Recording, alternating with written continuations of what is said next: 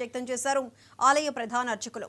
500 ఏళ్ల చరిత్ర కలిగిన ఈ దేవాలయం గత 5 రోజులుగా పంచాంగ దీక్షతోటి శ్రీ భాగముహూర్తంలో నిర్మించడం జరిగిందని తెలియజేశారు.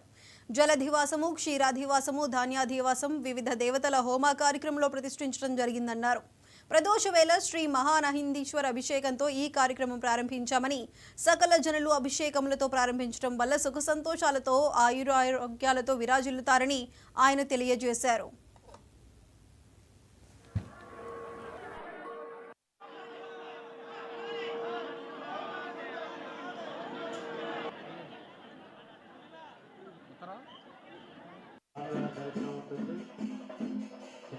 ఈ యొక్క గౌరీపట్నంలో గౌరీ అమ్మవారే స్వయంభుగా ఆ యొక్క మహాలింగేశ్వర స్వామిని ప్రతిష్ఠించినటువంటి చరిత్ర మనకి చెబుతూ ఉన్నది.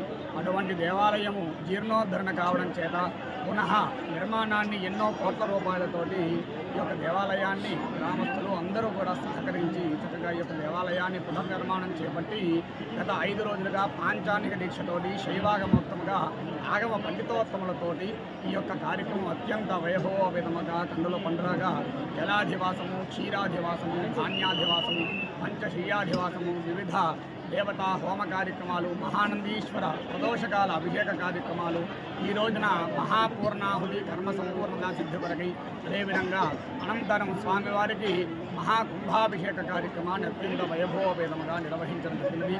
ఈ యొక్క కార్యక్రమాన్ని పాల్గొనడం కొరకు భక్తులు ఎక్కడెక్కడి నుండో చుట్టుపక్కల గ్రామాల నుండి అధిక సంఖ్యలో వచ్చి స్వామివారి యొక్క దర్శనార్థమై వేచి ఉండి స్వామివారి యొక్క దర్శనం చేసుకొని అనంతరం భక్తులంతా కూడా అఖండమైనటువంటి అన్న సంతర్పణ కార్యక్రమంలో కూడా పాల్గొని స్వామివారి యొక్క అన్న ప్రసాదాన్ని స్వీకరించడం జరిగినది. చక్కగా ఈ యొక్క కార్యక్రమాలు ఇప్పటితోటి ఇంతటితో సంపూర్ణమైనవి.